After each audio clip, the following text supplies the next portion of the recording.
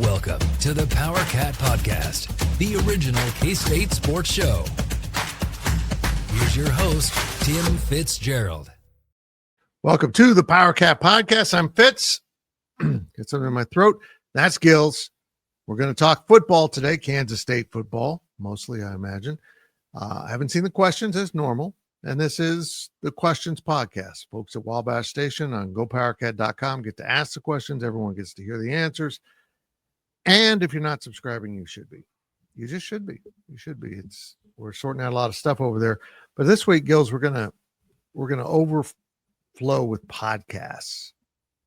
We didn't do the insiders last night because we later realized we were having problems finding guests, but then we realized, oh, it's a damn women's game. What are we thinking? So we didn't do it. So instead, this week, we're aiming to do 4 different topical podcasts. And there won't be a pregame one. There won't be a walkthrough because there's no game. So this is the football variant. We're going to do a men's and women's basketball one, 2 separate ones. And we might slide in a little football recruiting there to get you into the weekend. So it's going to be a fun week of podcasting. But this is the football version of it. And let's get going. Gills, how are yous? I'm great. I'm great. It's great to see you, Fitz. Now ask the questions. I know that wasn't true. But I'm still going to say it. Thank you. Your first question from Wabash Station. Does Saturday's performance coupled with Travis Tannehill's comments on NIL make K-State fans want to give more or less money? Now, I've only heard the tale of the Tannehill. I need to go look at it. We did invite him to be on, but he was not available. And in some ways, he's right. If you want to compete at the highest levels, which K-State fans do, they're going to have more NIL. Now, you don't win just because you have more NIL. You don't lose just because you have less NIL. In a lot of the games K-State has lost this season had nothing to do with NIL advantage or disadvantage. They were just not the better team on that day. That is always going to be true. If you're not good enough, you're not going to win.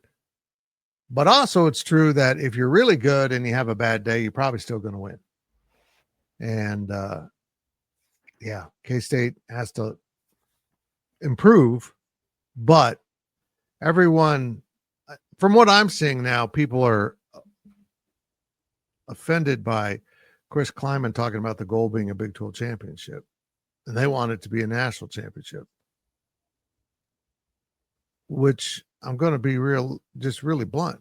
Gills, that isn't possible right now. Unless you just hit that perfect performance through a season and you get the right schedule and you can get into the playoff. I mean, there's just too many other factors there. I mean, Arizona State did it last year. That's how they did it. But they also lost their first game. Should have won, but they lost it. So, he's saying if you really don't like what you're seeing, they need more NIL. If you don't like Chris Kleiman and you want a new coach, if you get your way, he's going to need more NIL. It's all right. I just don't know if it's there to be found. You know what's funny, Fitz, about the beginning of the season and the struggles?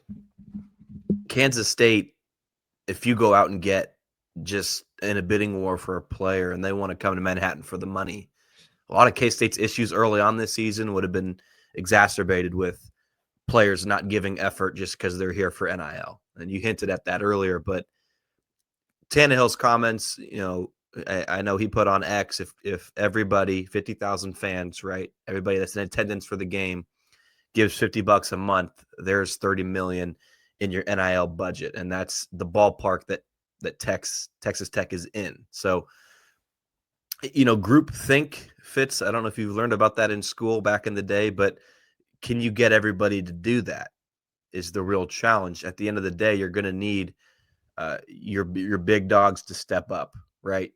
I think it'd be great to, in theory, have that happen where everybody pitches in, but big dogs are going to have to step up. And we're not calling for that. People do with their money what they want, but somebody like what's his name at Campbell at Texas Tech, is going to have to 30 cable. move the needle in a big way. And also, Fitz, one other way you could help this is selling alcoholic beverages inside the stadium. I'm not sure if that directly goes to NIL, but wouldn't hurt anyway. So, yeah, you're going to need somebody to step up. And I get what Tannehill's saying, man. It'd be great if you have numbers, but somebody got to step up. And here's what's, all of us kind of missed. Cody Campbell's not the only one at Tech. There's other guys that are less visible, or gals. I don't know who they are. But that whole donation, I think their football was 27, 28 million, which is, I think the SEC is around 20 million. So they're playing in that neighborhood. And Kansas State is below 10. It takes a number of those people, because you can't expect one uber wealthy person to give $25 million every year for you to win football games. I mean, you're at 100 million after 4 years, and after 4 years, it's no longer 25 million. It's got to be 35, 40, 50 million. What we're in isn't sustainable, but it's going to be in some form of existence forever. And unfortunately, I think we're going to have to see some universities' athletic departments just go bankrupt because they're trying to keep up and they don't have enough revenue coming in. But yeah, Tannehill's right. Need more money in the NIL. The reality is the reality, though. K-State is what it is. We've never been ashamed of being the land grant ag engineering school, but there's some certain shortcomings with that, which generally means a less, what am I trying to say here? A less wealthy, less, the average donor might be doing things that the average donor at some schools may not be doing. They might be in higher income brackets. That's just a reality of who K-State is. And I've said it over and over. K-State fans are going to have to come to a decision. Either they're going to figure out how to play at the highest levels, not be in the league, but actually compete at the highest levels. I mean, I think K-State will get invited into a super league. I do. There's too much history there with Bill Snyder. I think the powers that be will invite Kansas State in. But then what? If there's a super league and it's the top 50 some, every school is going to have good NIL. So I don't know if K-State has an ability to generate enough money to go compete with the schools they want to compete with. But, if there's something else below that, do you really want to be in that? Do you not want to be in the upper division, or do you want to be in that middle division, that whatever is considered the new thing, and kick some ass and win a lot of games, but you're not at the top level. You're more like, FCS, but maybe it's still FBS. And now the Super League is Super League. There's some decisions coming, and it's going to come down to, as we sit here now, one thing. Are you able to generate more NIL? Yes, Super League. No, maybe you should consider the middle option, which will make a lot of people very upset. Very good. Okay. Next up from Wildcat Pilot, is that 88? I can't see. Yes. I'm so blind. Tech put a ton of NIL and offseason and offensive and defensive lines. Is K-State spending its NIL in that areas that matter most? Do the bodies in K-State's trenches look like P4 quality linemen? No. Malcolm Crowder does. Chidi Izard does. Some of the offensive linemen do. But the reason they went and did this wasn't just to get the stars. They also got depth. I do think K-State should consider finding interior defensive lineman through the portal and pay him. Also with a running back and pay him. But everyone has to decide what they're doing with their NIL funds. And K-State has decided to aim at retention. I thought that was a good idea. Gills, what we've seen this season might be an indication it's not a good idea. I don't know. I just feel like some of the guys that got the most money didn't put it all out there this season. Not true across the board. Some guys did. But somehow Tech not only spent a lot of money, but find dudes that are going to buy in and compete. That's a tough deal to find. I'm glad you mentioned retention. I picked this question just for you to mention that. I knew you were going to go there, and you bring up a great point. Avery Johnson, right? If you had a blank check for one player, you're going to go after a quarterback. So for Avery Johnson to maybe be the face of the program and be a guy that you have come back, the retention, right? That's fine with Avery Johnson. You look at any team, quarterback is number one. That is how it has to be if you only had one guy. Now, if you had 5 blank checks, Fitz, I think you do go a defensive tackle, an edge rusher, a couple powerful offensive linemen, right? And you can really dominate and win in the trenches and play maybe that SEC football where you're just bigger and better than the guy next to you. But that's not the reality of the situation. We just talked about it with the NIL. You don't have that much money. I have no problem with the retention and Avery Johnson, those guys being your dudes financially. You've got to get more money first if you want to start being like Tech. Okay, if you were to go out and get Fitz, you're big on the dominant defensive tackle. You're huge on that. If you go get one of those guys, he's neutralized by Tech's O-line, and that's a wash, right? So for Avery Johnson, if you want to beat this Texas Tech team, I don't want to say Avery Johnson has to be superhero, but he's the guy that's going to go out and make you those plays. You're not going to beat these teams in the trenches, and that's where K-State or any Big 12 school besides Tech might struggle in the playoff. So Avery Johnson or any quarterback to be your guy if you're Kansas State, I have no issue with that. You've got to get the money first if you really want to start competing in the trenches. Agreed. 100%. Next up, why didn't it show up? There we go. Ton 25. Is this coaching staff wasting the talent on this team, or is the talent lacking? You'll take a crack at this one first.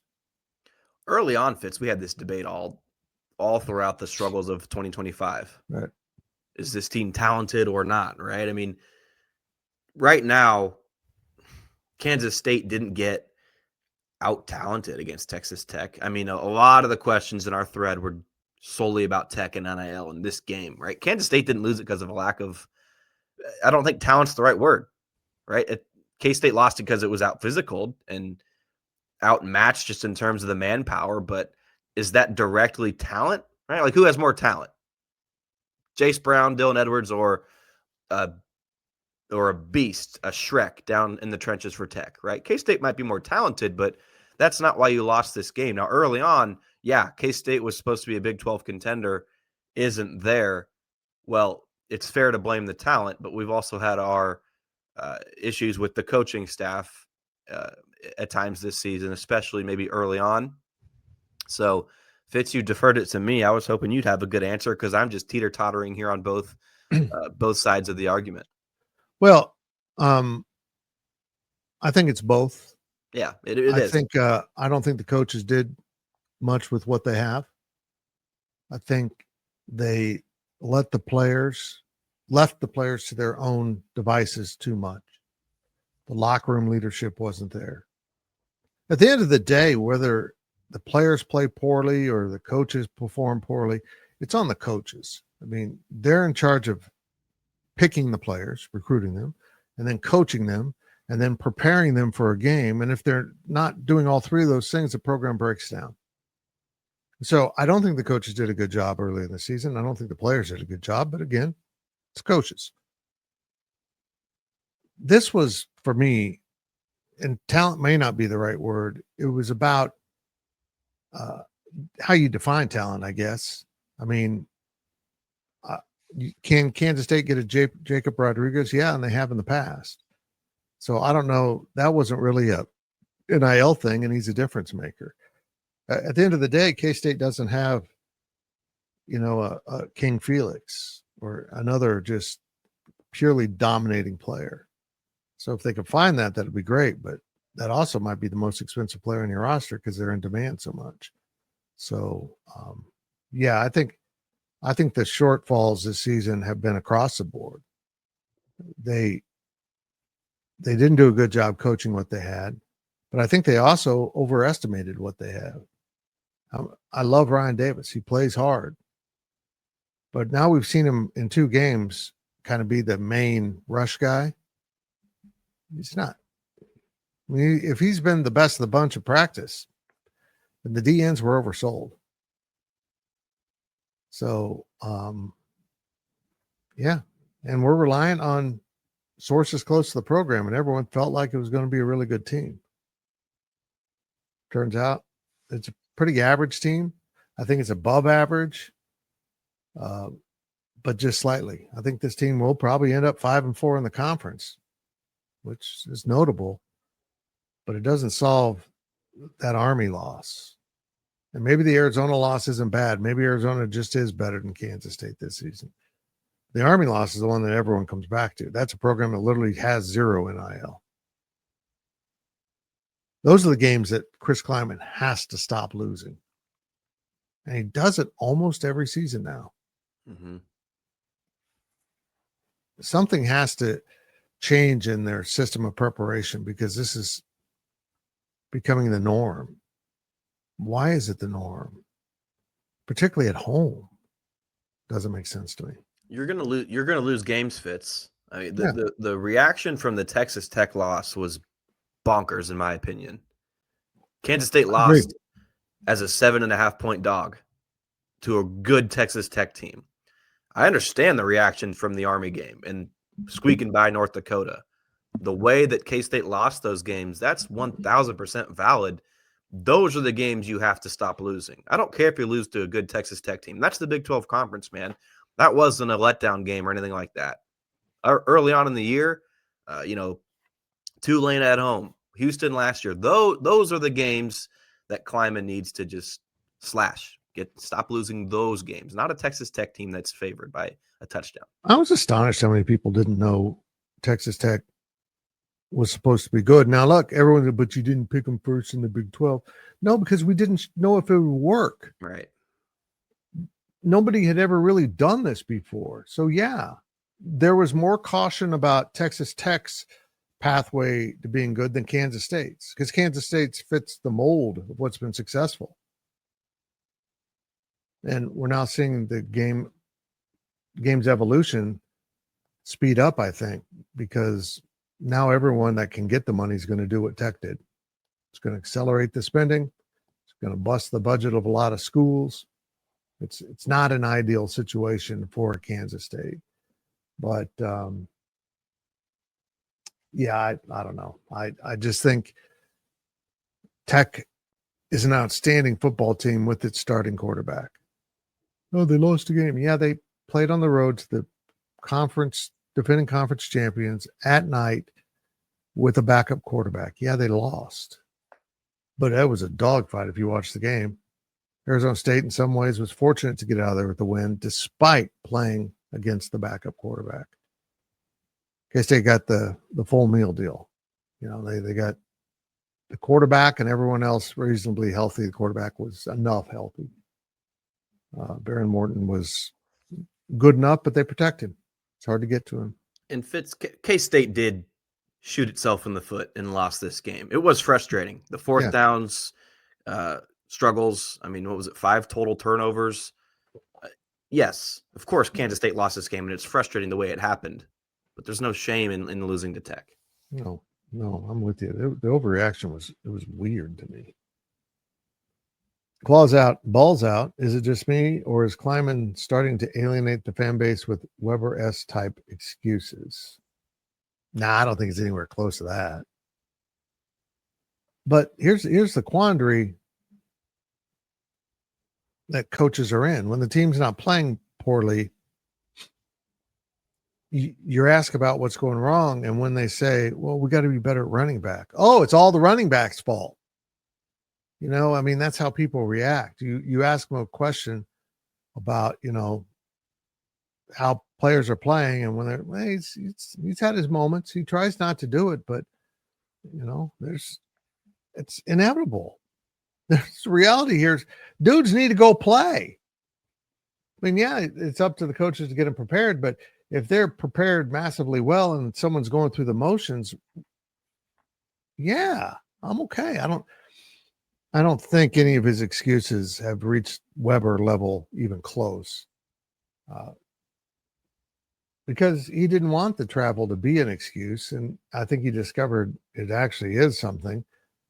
But now we're seeing Iowa State wear down. Maybe it just took a while. It'll take a remarkable effort to match Bruce Weber, who everything about a game was, well, we went to Hawaii 3 years ago. It's just like, what are we doing here, man? And the difference here is quite often when Weber was lodging these complaints and about everything, the team would just get worse. We've seen K-State get remarkably better. I mean, it didn't show up on Saturday, but they are 4-5. They are in line to make it to a bowl game, and that frustrated a lot of people that bowl streak would end. But it looks like it's going to contend or continue. But I don't know. Thoughts? I'll push back a little bit, Fitz. Okay. You mentioned the Ireland traveling back. If you acknowledge that with your team, you are automatically, even if albeit subconsciously, seeking comfort. You are creating something to fall back on if you lose. Army preparing for a triple option. Oh my goodness, why did we schedule this game?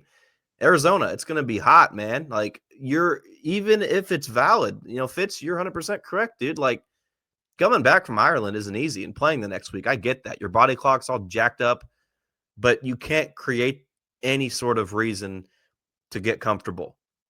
So, Bruce Weber, I didn't cover Bruce. I mean, I was getting my feet wet here in the sports media world as he was on his way out. But Jerome Tang, I did want to mention this. On Monday, his press conference, talking about maybe not peaking early and wanting to play your best basketball in March and balancing that. Jerome Tang said, to crap with that. You got to win now, because the games, LSU, Wichita State, Liberty, Drake, those games last year in the non-conference, ultimately that's why K-State didn't make the big dance. If you take a step back and look at K-State in the Big 12, that 20 game sample size wasn't bad. It was the non-con that killed him. And so Jerome Tang now just wants to win. And he's shut down that narrative. He was polite about it when I asked, but he said, no, it's a good question. We need to win now. We have to win, because if you even put that in your mind that, it's a long season, we've got to progress and get better, what are you doing? You're creating comfort. You're creating excuses for your losses. How many times last year did Coleman Hawkins get up on the stage and talk about NIL and people in his DMs? That's valid. I'm sure that's happening. That's frustrating as a player, but you are creating distractions that you don't need. So Kleiman, is it as bad as Weber? No, but you're still, even by telling your team, we were told by players after the loss, or I guess, was it the win against North Dakota? Maybe that was, that the hangover was inevitable, which I think is funny. To have a hangover, you have to be coming off of a high. There was no high in Dublin. Even if you're telling that to your team, what message does that send? You know what? I agree with all that. I just don't think everything that's gone wrong hasn't led to an excuse. Yeah. He's gotten better, I guess, since that first bye week. I guess you haven't heard hardly any of that. Yeah. I mean, it's been, we got to get back to work. We got to get better. We got to, honestly, when people bring stuff up like this, what do you want him to say? I mean, he's trying not to burn down his program. And you can go in there and say, the coaches have stunk. I got to run them all off. And you're going to be bad the rest of the year. He's trying to massage this thing to get the best possible result. It's a result that nobody is going to be pleased with, including him. But when your circumstances are what they are, you've got off to a bad start. All you can do is attempt to finish as best you can. And that's what they're attempting to do. They've been a much better team. That old K-State version of, the first 4 games, if they had 3 turnovers against Texas Tech through 3 quarters, it was light, it would have been a 30-point game before the fourth quarter even started. They were so fragile. They're much better now, but they got to prove it over these last 3 games. That it? Yeah. You mentioned hypothetical Fitz of what do you want Kleiman to say if you're a fan. Mhm. Fans want him to get angry and throw everybody under the bus, but that does no good. I think that was maybe 3 or 4 weeks ago. Kleiman mentioned he's trying to get these assistants set up for jobs in the future, and they're a team, they're a program. If you go in and just bash everybody, you are not 4-5 right now. You're 2-7 right now if you do that. Mhm. So that's what fans want to hear. But you can't do that if you're Chris Kleiman. I get it. Maybe he's not hard enough. You got to have a little bit of spark in there, but it's not who Kleiman is as a coach. You know, what do you talk about when you say a player-led locker room or a player's program or Yeah. a player's coach, whatever the phrase is, right? That's what that is. I see a lot of people doing, well, back in the day, Bill Snyder would, yeah, that was back in the day. The days have changed. This group of players needs a different treatment than 20 or 30 years ago. It's just the way it is. Society. And trying to navigate that as everything else is changing, there are going to be bad seasons for everyone. It's just, there's so much going on right now, so many moving pieces that you have to align. It's amazing how some teams pull it off, but it's just reality of what it is. Final one from STZ318. Stiz? I don't know. The current trajectory of this program is starting to feel like the ending of Snyder 2.0. What needs to happen for this program to ascend back to being one of the conference favorites?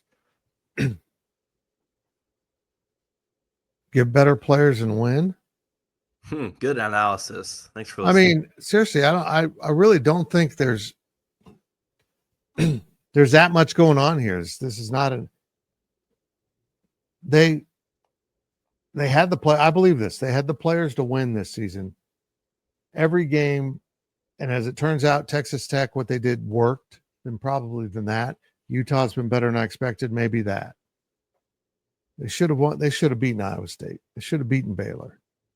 Let's just be really honest. They should have.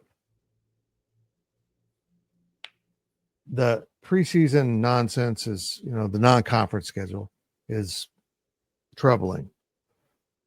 But this program is capable of competing at the Big 12 level. But I'm going to give you this.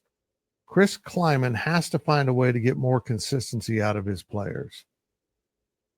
It looks like they're mentally and physically prepared sometimes, and other times they're neither mentally or physically ready for a game. They have to achieve more consistency, go get more key players, and understand that a player now, particularly in a player-driven locker room, if they're a negative force, it's magnified. It's much more powerful than it would have been before.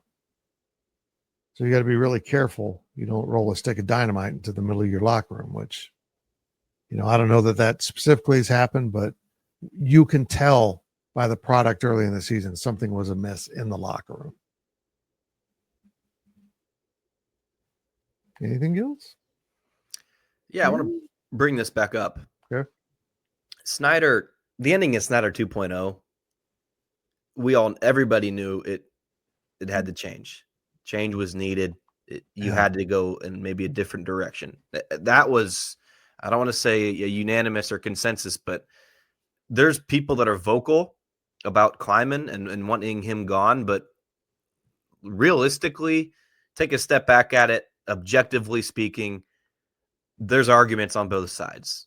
Snyder 2.0, it was probably time to make a change. Right now, you're not at that level. Fitz, you took it off. I'll bring it back up for one more second. Conference favorites. Fitz, do you know who was the conference favorite head of this season in the Big 12? Yeah. It's Kansas State. So, yeah, the season hasn't gone the way that anybody has wanted, but Kansas State was right there just a couple of months ago before this season started.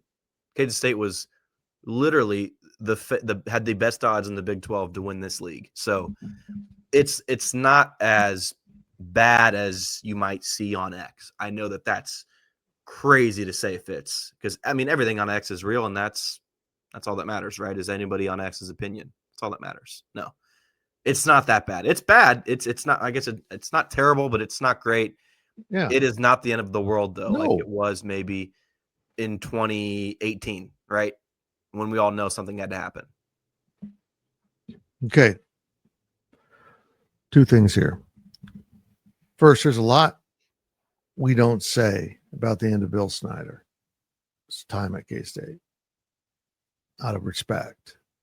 But you got to understand it was time. Mm-hmm. And there was things going on that saddened me, but it was time. Those things aren't going on particularly. I will agree that Coach Kleiman needs to look at his coaching staff and say, do I have the right guys? You do it with your roster. You should do it with your coaching staff. And if you're not comfortable with someone, don't say I can bring them along. No. I mean, you're the coach of coaches, but don't take on a project. Let's just clear out the guys that maybe don't have the hunger anymore or don't have the coaching skill. Just get rid of them. But also, I want to ask you a question because I'm thinking about doing my daily delivery for Wednesday on it so I can just go watch a basketball game and then not deliver. Do you think this all goes back to playing in Ireland and playing Iowa State overseas to start the season? If I'm Chris Kleiman, I'm not acknowledging that, like we mentioned. But yeah, you look at the history of the loser of that game, you're set up for just a disastrous season. So I wouldn't change a thing. I think Chris Kleiman's content with the trip and great experience for his players. I wouldn't change a thing. But yeah.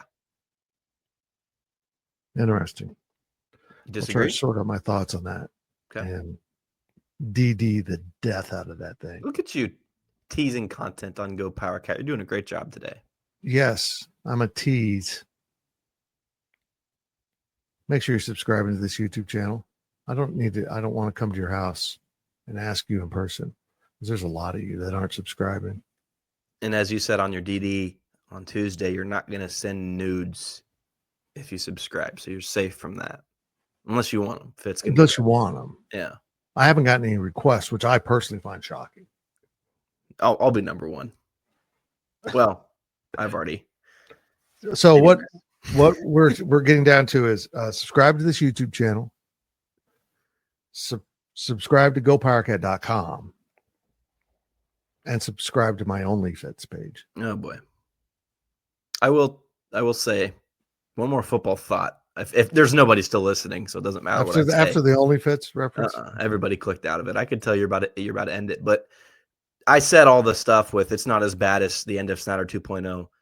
I didn't mention the fact that what you said, Fitz. Something does have to change, right? College football has changed, and I've mentioned this before. Mike Gundy's a great example, or even the way Chris Kleiman went about his business at North Dakota State. You've got to change and you've got to adapt. Something does have to change. Now, Fitz, you brought up some of those changes on the staff or what have you. I'm all ears for that. I think you do have to change, but let's not act like this is the end of the world because Kansas State might win 5 or 6 games after 8-win, 9-win, 8-win, whatever. Agreed.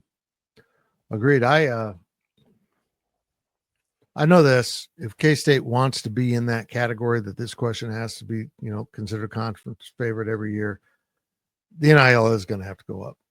It just is. They need to get that into solid double digits and roll. They do. If you have that NIL Fits, you're just winning games because you're better, and there's nothing mystical about it. Right now, Kansas State's really having to out scheme and out coach. All that stuff matters a lot more. But if you have the better athletes and whatever, just go out and play and you'll win, right? Yeah, that's exactly it. You just have more room for error. Yeah. And early in the season, teams have more error typically than later in the season. And a big K-State. I'm really torn about the Ireland trip and where it fits into everything, but I'll sort that out and I'll talk a little bit. It'll be somewhere between 3 and 75 minutes long. I like that precision of timing. That's it for this edition of the PowerCat Podcast. We've got more coming up this week. We will maybe even release a schedule. I don't know. That might be too much organization for me, Gills. I probably shouldn't do that. Thanks for watching, everyone. This has been a GoPowercat.com and Spirit Street production. Please support this show by subscribing to this YouTube channel or follow us on your favorite podcast platform.